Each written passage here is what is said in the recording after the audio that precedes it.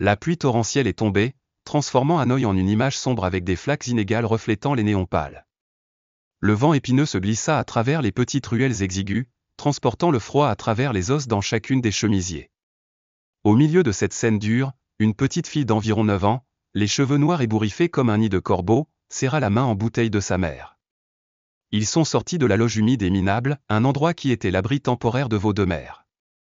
Quelques objets personnels, de petits souvenirs laissés derrière la série de jours de besoin, ont été jetés par le propriétaire de l'auberge, étalés sur le trottoir. C'est une dure vérité, personne ne veut l'admettre, mais c'est incontestable, ils viennent d'être expulsés de la maison parce qu'ils ne sont plus en mesure de payer leur loyer. Sœur Young, la jeune mère au visage hagard, aux yeux timides comme perdus dans l'inconnu, regardant désespérément sa fille. Je ne sais pas où aller dans cette grande ville. Au fil des ans, Madame Young a lutté avec une lutte persistante contre l'alcoolisme. La tragédie survient lorsque son mari, un homme doué, travailleur comme une abeille, meurt soudainement d'une crise cardiaque diabolique. Le départ soudain du soutien de famille, de l'âme sœur, poussa Young dans l'abîme du désespoir. Elle s'est tournée vers l'alcool comme sédatif, un moyen de se cacher de la sombre réalité, d'oublier la douleur de se déchirer le cœur. Elle était trop jeune pour comprendre les fardeaux et les souffrances de sa mère.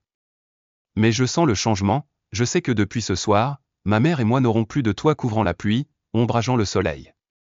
Il marchait dans les rues bondées, perdu au milieu de l'agitation et de l'étrangeté des gens.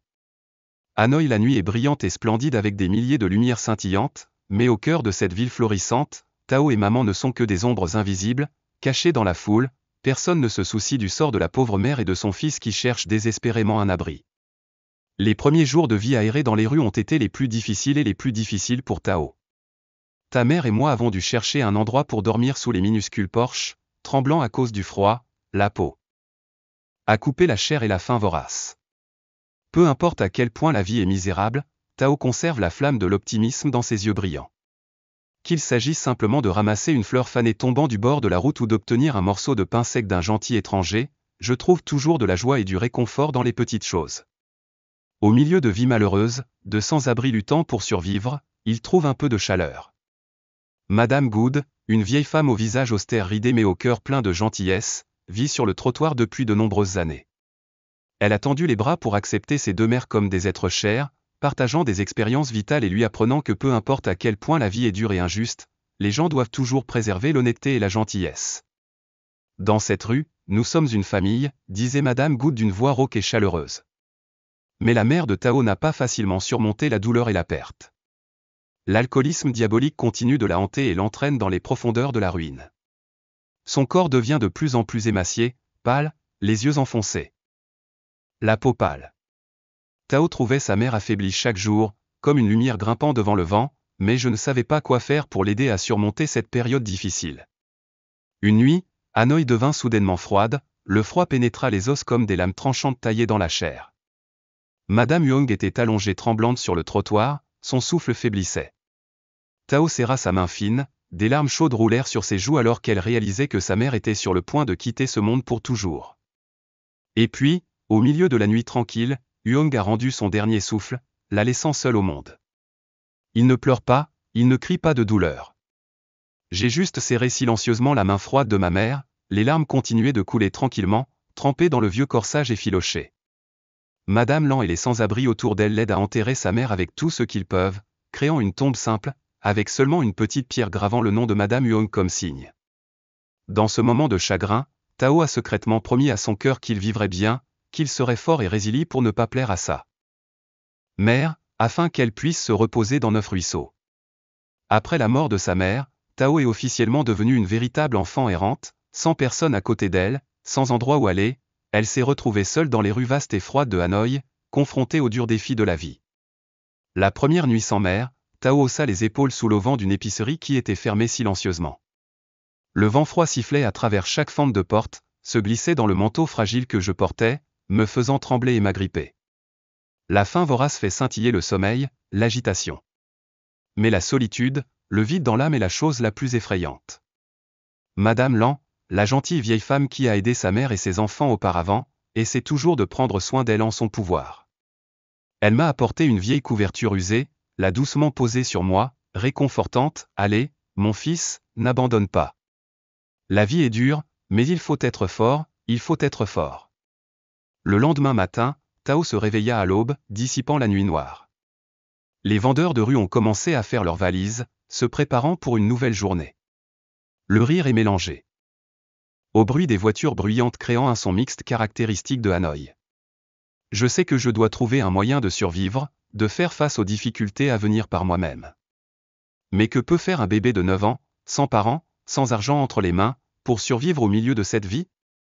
Tout au long de la journée, Tao erre dans les rues, à la recherche de tout ce qui est comestible. Certaines personnes aimables adorent me donner des restes, mais la plupart d'entre elles ne me regardent qu'avec des yeux indifférents et froids, certaines m'effraient même comme un animal haineux. C'est dans ces jours misérables et désespérés que Tao a rencontré Monsieur Tuan, un homme d'âge moyen avec une apparence nue et poussiéreuse mais ses yeux brillaient de douceur et de chaleur. Il a vécu dans les rues de Hanoï pendant de nombreuses années, connaissait chaque coin, chaque ruelle, savait où demander des restes, où se tenir à l'écart des personnes dangereuses. « Garçon, pourquoi erres-tu seul ?» Monsieur Tuan a demandé d'une voix chaleureuse quand il a vu Tao assis sous l'auvent d'une pâtisserie. Silence, juste incliné la honte. Monsieur Tuan ne m'a pas forcé à répondre, il a simplement mis devant moi une boulette chaude et parfumée en disant « Mange et je te montre comment survivre dans cette rue. » Pour la première fois depuis tant de jours, elle mange un repas complet. À partir de ce jour, Tao a commencé à suivre Monsieur Tuan pour apprendre à survivre dans la rue. Il m'a montré comment aller dans les magasins qui sont sur le point de fermer pour demander des restes, comment esquiver les errants dangereux, et où il est possible de dormir la nuit sans être chassé. Mais la chose la plus précieuse que Tuan a enseignée à Tao est l'optimisme, c'est la croyance en la vie. La vie est dure et injuste, mais si vous ne perdez pas espoir, vous trouverez votre chemin, a déclaré Tuan. Cependant, la vie dans la rue n'est jamais facile. Il y a des nuits pluvieuses, Tao coero sous les auvents, regardant les gens se précipiter d'avant en arrière et avoir envie d'un toit chaud, d'un repas en famille. Il y avait des jours où j'étais mal réprimandé par les gens simplement parce que je restais trop longtemps devant un restaurant luxueux, rêvant de délices que je ne pourrais jamais toucher. Mais il n'a pas abandonné. Je me souviens toujours des enseignements de sa mère, de ses bons conseils et de l'attention et de l'aide de Monsieur Tuan. Peu importe à quel point la vie est difficile, je crois toujours qu'un jour je trouverai un endroit qui m'appartient, un endroit que je pourrais appeler chez moi. Et puis, une nuit fatidique, alors qu'il errait dans la rue, Tao a soudainement vu quelque chose allongé sur le trottoir. C'est un portefeuille en cuir noir, qui a l'air cher. Mon cœur bat plus vite que d'habitude.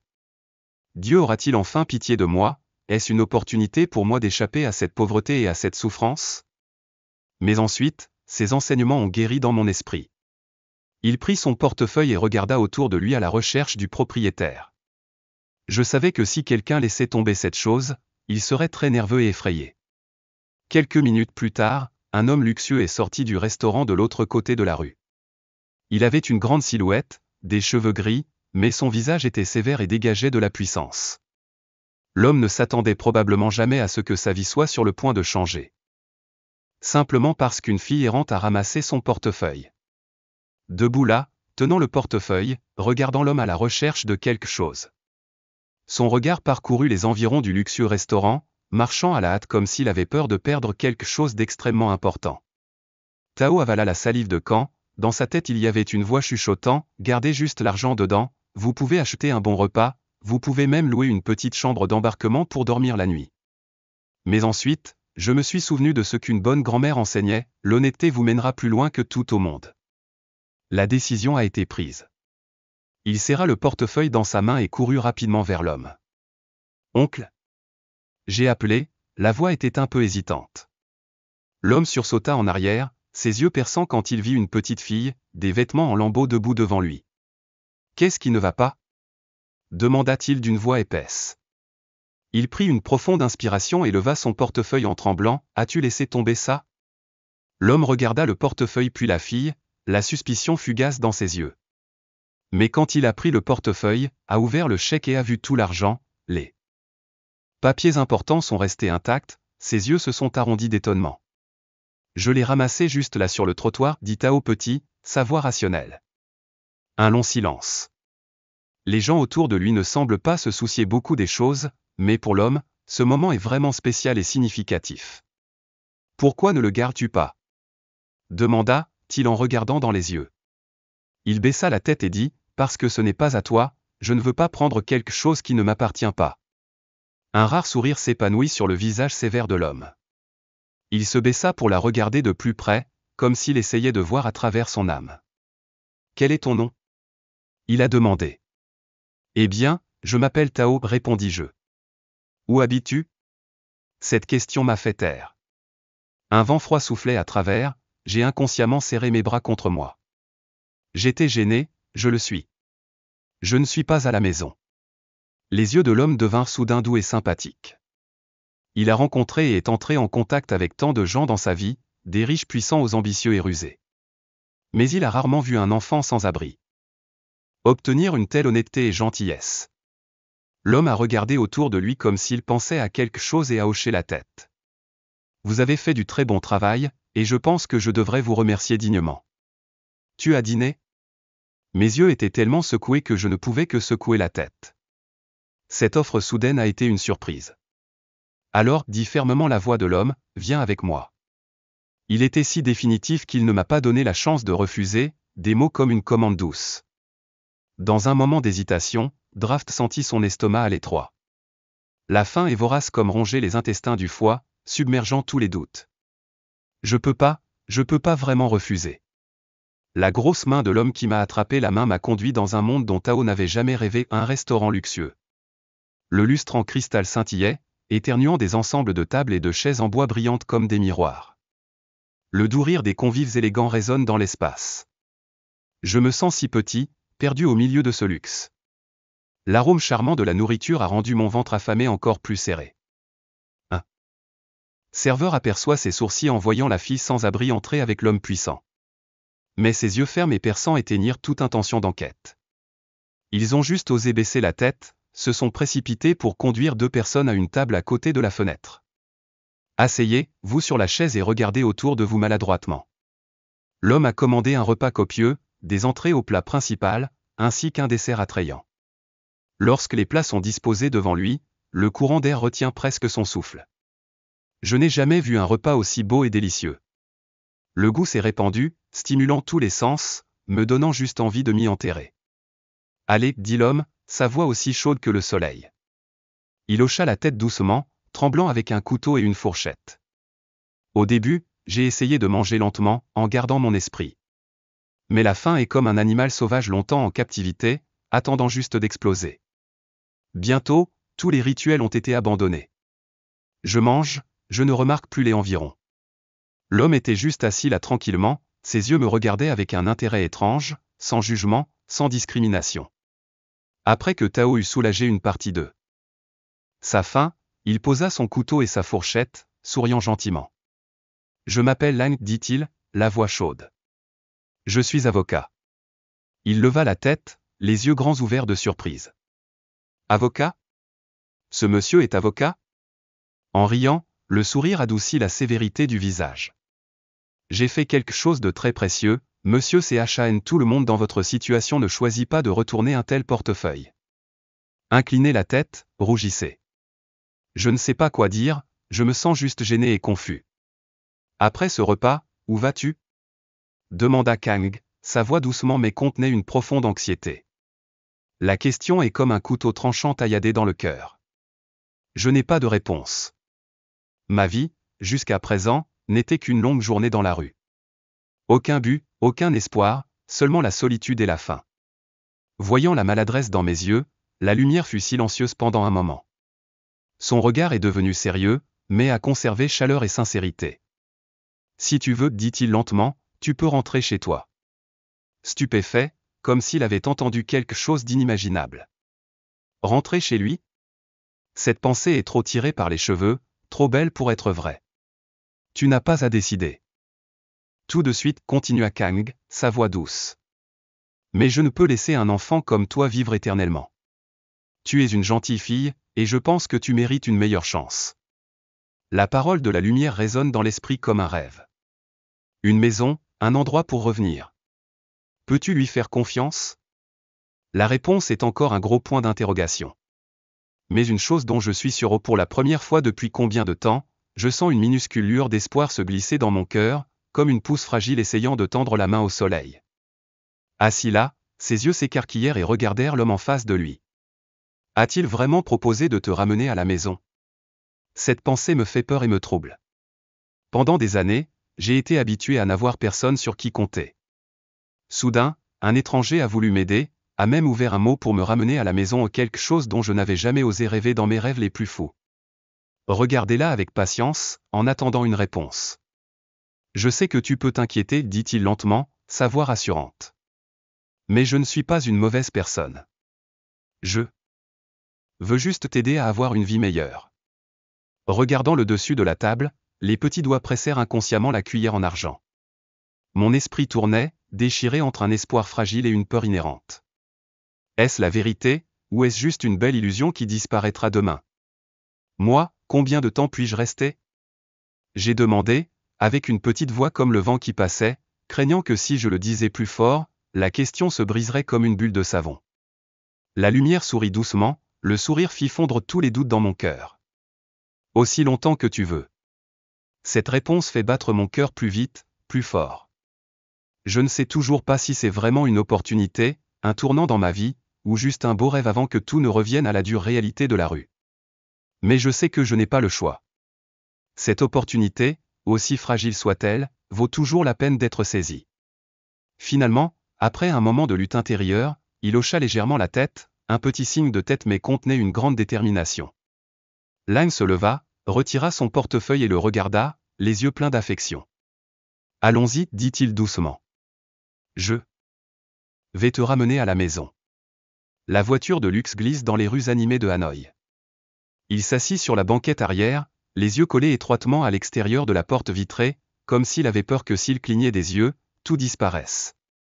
Les réverbères étincelants qui se reflétaient sur les fenêtres, formant des traînées de lumière floue, me donnaient l'impression d'entrer dans un monde complètement différent, un monde auquel je n'avais jamais appartenu. Après une quinzaine de minutes, la voiture s'est arrêtée devant une grande maison située dans un quartier résidentiel calme. La maison a une forte porte en fer, à l'intérieur de laquelle se trouve un petit jardin avec une rangée de verdure, soigneusement taillée.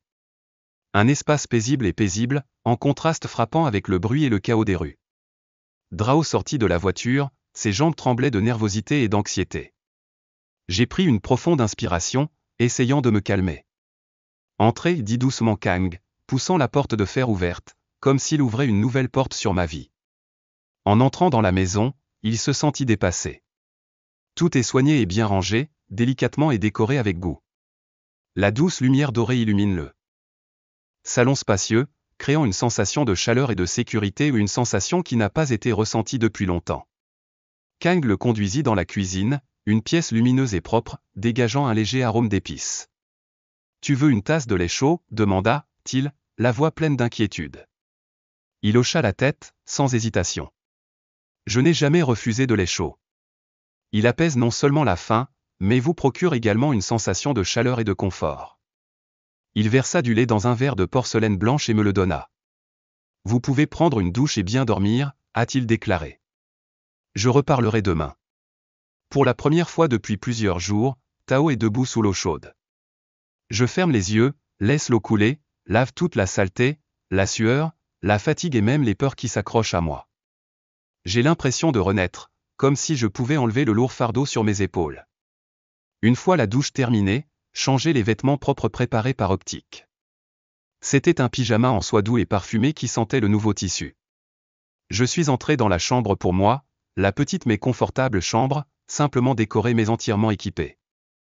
Le lit moelleux, la couverture moelleuse et l'oreiller blanc m'ont fait me sentir confus. Depuis combien de temps dors-tu dans un vrai lit?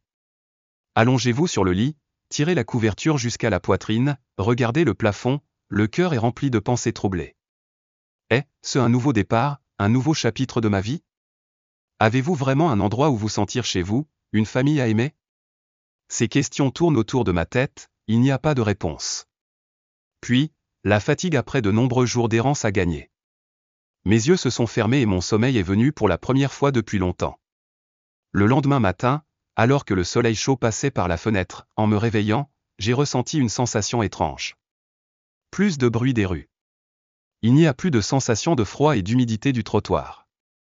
Au lieu de cela, c'est la tranquillité et la tranquillité, c'est le léger arôme des fleurs dans le jardin, c'est un sentiment de chaleur et de sécurité. Je me suis assis, regardant autour de la pièce, comme si je n'avais pas cru ce qui se passait. Puis, je suis doucement sorti de la chambre, vers le salon. Kang était déjà assis là, sur le fauteuil familier, tenant une tasse de café chaud. Quand il a vu Tao, il a souri gentiment. « Dormez-vous bien ?» Il hocha doucement la tête, un doux sourire s'épanouit sur ses lèvres. « Oui. »« Maintenant, je veux te demander quelque chose. » Kang posa une tasse de café sur la table, les yeux sérieux mais toujours pleins d'attention. « Voulez-vous continuer à vivre ici? Pas seulement temporaire, mais à long terme ?» De façon inattendue, cette question est venue si vite. Je n'ai pas encore été préparé, je n'ai pas été capable de bien réfléchir. « Moi, tu peux vraiment rester ? » J'ai demandé à nouveau, ma voix était pleine de surprise et d'incertitude. « J'ai encore des doutes, j'ai toujours peur. » Lan hocha la tête, affirma. « Je ne veux pas seulement vous donner un endroit où vivre, » a-t-il déclaré. « Je veux que tu aies une chance d'étudier, un avenir meilleur. Mais la décision finale vous appartient. » Le cœur bat brusquement dans la poitrine. Personne de toute ma vie n'a jamais vraiment voulu s'inquiéter pour moi de cette façon. Mais pouvez-vous le croire? Pouvez-vous faire confiance à un étranger, un homme riche et puissant, que vous n'avez rencontré qu'une seule fois? J'ai baissé la tête, réfléchissant longuement. Souvenir des jours d'errance dans les rues, des difficultés, des humiliations, de la solitude. Je ne veux pas retourner à cette vie, je veux une vie meilleure, une vie plus significative. Puis, après un moment de lutte intérieure, j'ai levé la tête, regardant droit dans les yeux. D'une voix petite mais déterminée, j'ai dit, « Toi. Je veux une famille. » Un doux sourire s'épanouit sur la lèvre, un sourire plus radieux et plus chaleureux que n'importe quel soleil. « Alors à partir d'aujourd'hui, dit-il, j'ai une famille. » Kang s'est lancé dans une rude bataille juridique, regardant à chaque coin du gouvernement, frappant à la porte du bureau de l'avocat encore et encore, préparant méticuleusement chaque ensemble de dossiers, chaque document. Bien qu'il soit un avocat talentueux, parfaitement informé en droit, le chemin pour légaliser l'adoption d'un enfant inconnu, sans parents, sans papier d'identité comme Tao est encore un long voyage, chargé d'épines. Il comprit que ce n'était pas seulement un cas, mais une lutte pour l'avenir d'un petit être. En même temps, Tao, elle porte avec elle les cicatrices du passé, s'intégrant progressivement dans une nouvelle vie. Je suis allé à l'école, j'ai essayé de rattraper mes amis, je me suis progressivement habitué à la chaleur du toit. Même si parfois les obsessions d'une enfance errante, les souvenirs évanouis des jours distraits persistent encore dans mon esprit, je sais mieux que jamais que je détiens une opportunité précieuse, une opportunité que tous les enfants n'ont pas. J'apprécie chaque instant, chaque souffle de cette nouvelle vie. Un matin, le soleil du matin brille, Lan pointe au centre de protection sociale, où les procédures finales seront terminées. Dans la petite pièce, une assistante sociale, une femme d'âge moyen avec un doux sourire et une voix chaude comme une cloche, regardait affectueusement Tao. « Savez-vous quel jour nous sommes aujourd'hui » demanda-t-elle doucement. Il avait l'air confus puis secoua la tête. Ses yeux semblaient doux. « Aujourd'hui est le jour où nous achevons officiellement toutes les procédures judiciaires. Désormais, vous aurez un nom complet, une vraie famille, et serez reconnue par la loi comme la fille de l'oncle Kang. » C'était comme un courant électrique qui parcourait mon corps, m'engourdissant pendant un moment. J'ai rêvé de ce jour, mais je n'aurais jamais cru qu'il viendrait si vite. « Alors, n'êtes-vous plus un enfant sans abri ?» J'ai demandé, d'une voix émotive. « Non, ma petite fille. » S'agenouilla Kang, posant sa main chaude sur son épaule, sa voix douce et aimante. « Désormais, j'ai une famille, un père qui m'aime inconditionnellement et une belle nouvelle vie m'attend. » Les larmes coulent sur les pommettes, mais cette fois, ce ne sont plus des larmes de solitude, de honte, mais des larmes de bonheur, des larmes de gratitude et d'espoir. Depuis ce jour, la vie de Tao est vraiment passée à une nouvelle page. On m'a remis un acte de naissance avec le nom de Nguyen Tao VI, un nom que Kang a choisi pour moi avec tout son amour et son espoir. Il n'est pas seulement un père, mais aussi un enseignant, un compagnon, toujours aux côtés de Tao tout au long de son voyage pour explorer la vie. Kang m'aidait patiemment à revoir le travail, chaque matin m'emmenait à l'école, chaque soir écoutait mes petites histoires, mes confidences secrètes. Je remplis le vide dans ton cœur d'un amour sans bornes. Mais la vie ne répand pas de roses, des défis restent à relever. Un jour, alors que Kang travaillait dur dans la pièce, Tao entra timidement. Papa, j'appelle, pour la première fois, le mot 3 est prononcé spontanément, sans hésitation. Il leva les yeux, ses yeux doux et affectueux. Qu'est-ce qui ne va pas, ma fille? Mes yeux brillaient d'une détermination. Fils. Je veux être avocat comme toi. Ce mot m'a surpris un instant. Il regarda profondément dans les yeux clairs de sa fille, remarquant la flamme brûlante du désir en elle. Un sourire chaleureux s'épanouit progressivement sur ses lèvres. Pourquoi voulez-vous être avocat? Demanda-t-il doucement. Respirez profondément, prenez tout le courage de dire la chose chérie pendant longtemps. Je veux aider les gens comme moi la veille, les faibles, personne ne protège, personne ne parle pour eux. En regardant ma fille, mon cœur est plein de fierté. Il savait que le chemin à parcourir était long, qu'il y avait de nombreuses difficultés, mais Tao avait un cœur courageux, une volonté résiliente et un bel objectif. J'ai tendu ma main doucement sur tes cheveux doux. À partir de maintenant, je vais vous aider à réaliser ce rêve. À partir de ce moment, il savait qu'il avait choisi la bonne voie. Je mets toute mon énergie à apprendre, à cultiver la connaissance. Chaque jour qui passait, il étudiait non seulement à l'école, mais passait également des heures à la bibliothèque, réfléchissait au épais livre de droit, écoutait les histoires émotionnelles de vocation que Kang partageait. Réalisant le sérieux et la détermination de ma fille, je n'hésite pas à passer du temps à vous aider. Je vous enseigne les principes fondamentaux du droit, je vous parle des affaires dans lesquelles j'ai été impliqué, des leçons que j'ai apprises. Le soir, le père et le fils étaient assis au bureau, discutant des lois sèches, des cas complexes, apparemment ennuyeux, mais très significatifs pour la discussion. L'avocat n'est pas seulement celui qui comprend la loi, mais aussi celui qui sait comment protéger les personnes vulnérables, les opprimées, a déclaré Kang un soir alors que les deux pères et leurs enfants lisaient ensemble des documents sur les droits de l'enfant. Mes yeux brillaient, mes yeux étaient fermes. Alors, je veux faire ça, je veux être une voix pour les enfants comme je l'étais, qui n'ont personne pour les protéger. Souriant, ses yeux remplis de foi. Je crois que tu le feras. Ces mots d'encouragement deviennent une grande motivation, une envie d'essayer constamment. Mais le parcours d'apprentissage n'a jamais été facile. À l'école, même s'il a progressivement fusionné avec ses amis, Tao se sent toujours un peu différent. Outre de bons amis, toujours prêts à m'aider, il y a encore des yeux stigmatisés, des ragots sur mon passé. Une fois pendant le jeu, un groupe d'amis a chuchoté en voyant Draft entrer dans la bibliothèque. Elle était une enfant errante, dit l'un d'eux petit, mais assez pour entendre. Vraiment? Je ne lui en veux pas d'avoir l'air différent de nous au début. Mon cœur se serre, mon cœur se serre. Se sentir isolé, vu par les autres avec pitié ou aliénation n'a jamais été agréable, mais cette fois, je ne suis plus la fille faible d'autrefois. J'ai pris une profonde inspiration, j'ai essayé de rester calme, puis j'ai marché droit vers l'étagère, sans me tourner pour les regarder.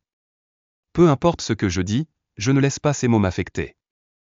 Les jours d'errance dans les rues m'ont appris une leçon, personne ne peut décider de ma valeur, mais moi-même. Le temps passe tranquillement, la rédaction prouve de plus en plus ses capacités.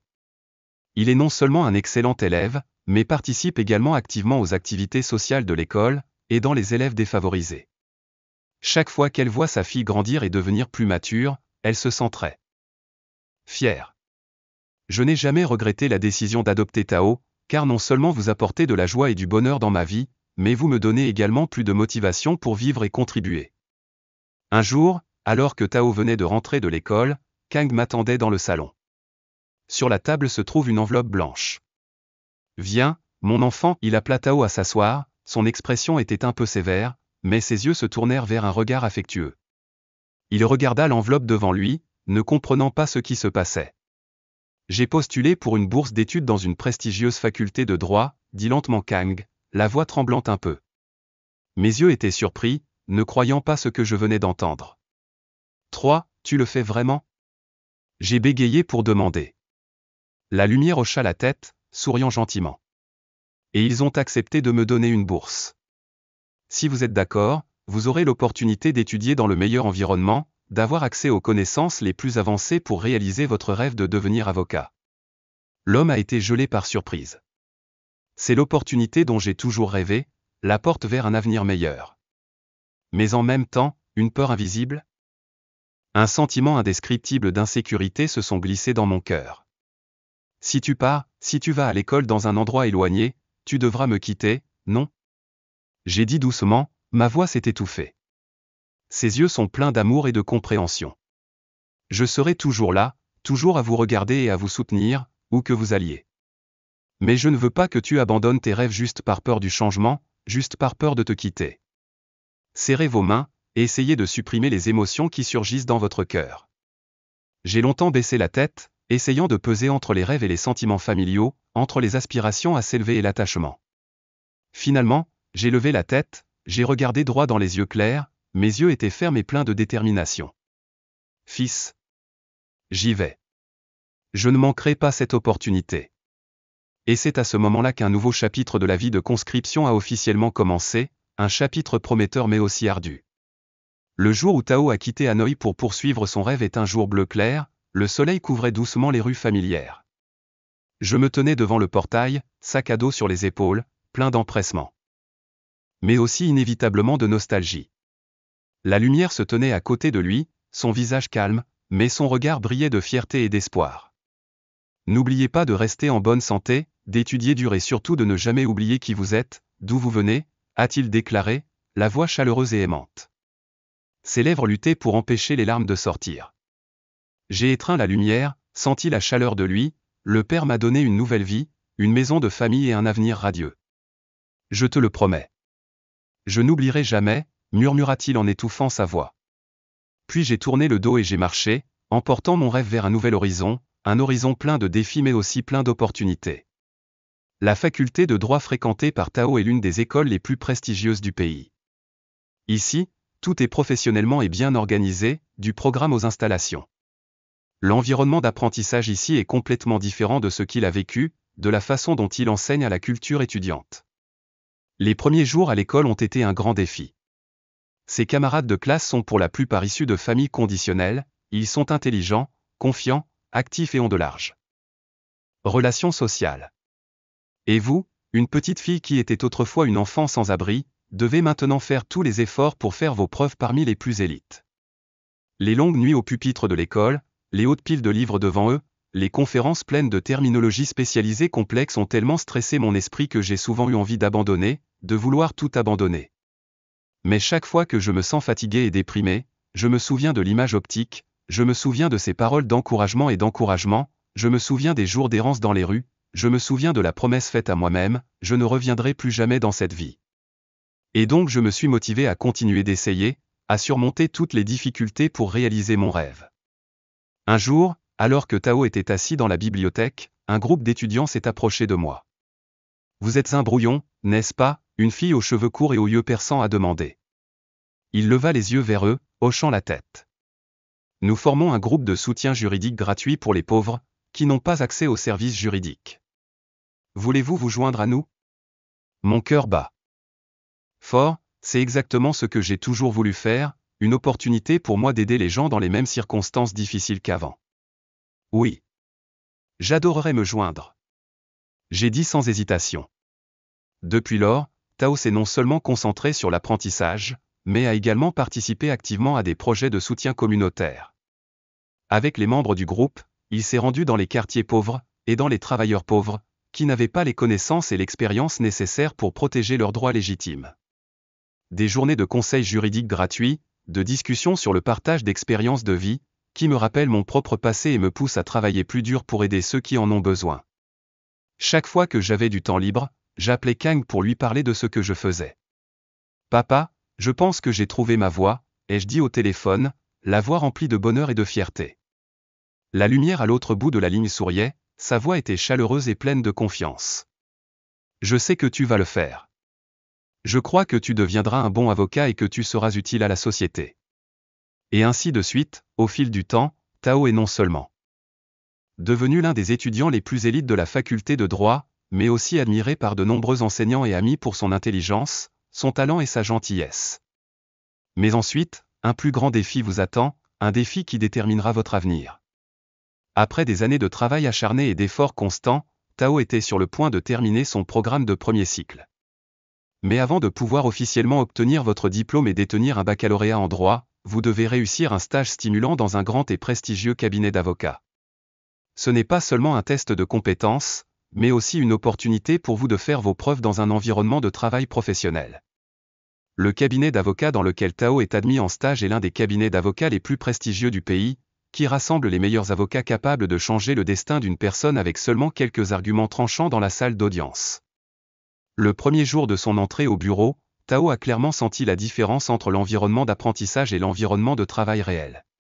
Le personnel en costume soigné et poli, un par un, est occupé par son travail, il semble que personne n'ait le temps de remarquer un nouveau stagiaire comme vous. Mais je ne laisse pas les regards indifférents et la froideur des gens me faiblir. La première semaine au bureau du procureur était comme un fantôme silencieux. Au lieu de me lancer dans des disputes ou de chercher de l'attention, j'ai haussé les yeux, documentant soigneusement les tactiques et les astuces d'avocats expérimentés. Chaque soir, après le travail, il est plongé dans des piles de dossiers, étudie minutieusement des cas similaires, essaie de saisir l'esprit et les lois. Chaque tâche assignée, aussi petite soit-elle, est accomplie avec un dévouement et une minutie incroyables. Un jour, alors qu'il était absorbé par l'examen du dossier d'un procès complexe, un petit détail, à première vue insignifiant, a éveillé les soupçons dans la discussion. L'affaire concernait un travailleur pauvre, qui a été pincé par une grande entreprise, refusant de payer son salaire conformément à l'accord du contrat. Sans preuves authentiques et intervention opportune, le travailleur pauvre perd tout, ses droits légitimes sont impitoyablement piétinés. Tao se mord les lèvres en pensant, ses yeux sont très concentrés sur les lettres. Une question douloureuse m'est venue à l'esprit, s'il s'agit vraiment d'une erreur, d'une fraude flagrante, pourquoi personne dans ce cabinet d'avocats ne s'en rend-il compte? Oui. L'insécurité augmente, mais la détermination à défendre la justice dépasse toute peur. Prenant une profonde inspiration, Tao entra hardiment dans la chambre de l'avocat en chef, un homme puissant aux yeux froids et au comportement majestueux. Mon cœur battait plus vite que d'habitude, mais ma voix était ferme quand j'ai dit « Désolé de vous déranger, avocat en chef. Mais je pense qu'il y a des irrégularités dans votre dossier. » Ma voix tremblait légèrement, mais ma détermination brûlait dans mes yeux. L'homme releva la tête, les yeux plissés, étonné par l'audace de la petite stagiaire. Il prit silencieusement le document du dessinateur, tournant chaque page lentement, prudemment. Toute la pièce sombra dans un calme tendu. Après un long moment, il leva les yeux vers Tao, ses yeux pleins de jugement et de scepticisme. « Tu es sûr ?» Sa voix était forte, explorant. Il hocha fermement la tête. Aucune hésitation. Un rare sourire s'épanouit sur les lèvres de l'avocat en chef. « Bravo » dit-il, son ton un peu surpris et amusé. Un stagiaire ose défendre la justice, n'a pas peur d'entrer en collision avec de grandes forces. J'aime ça. Grâce à la bravoure et à la bravoure de Tao, la vérité a été exposée.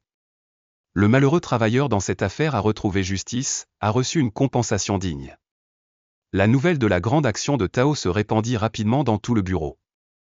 De stagiaire anonyme, il est devenu le point focal de l'attention, respecté et apprécié de tous. Le jour de la remise des diplômes est enfin arrivé. Lorsque Draft est monté sur le podium pour obtenir un baccalauréat en droit, j'avais l'impression qu'un parcours ardu et stimulant était arrivé à une étape importante. Levant les yeux vers les gradins, j'ai vu 3 rayons assis là, avec un visage rayonnant de fierté. Après la cérémonie, il m'a serré dans ses bras, des larmes de joie ont roulé sur les pommettes. « Je vous l'ai dit, votre fille le fera », a-t-il dit en s'étouffant. Il sourit, répondant à l'étreinte chaleureuse de son père. « Mais ce n'est que le début, papa, dis-je, regardant fixement vers l'avenir. Je sais qu'il y a beaucoup de difficultés et de défis à relever, mais je n'ai pas peur. Parce que j'ai trouvé mon vrai chemin, un chemin plein de sens et de valeur.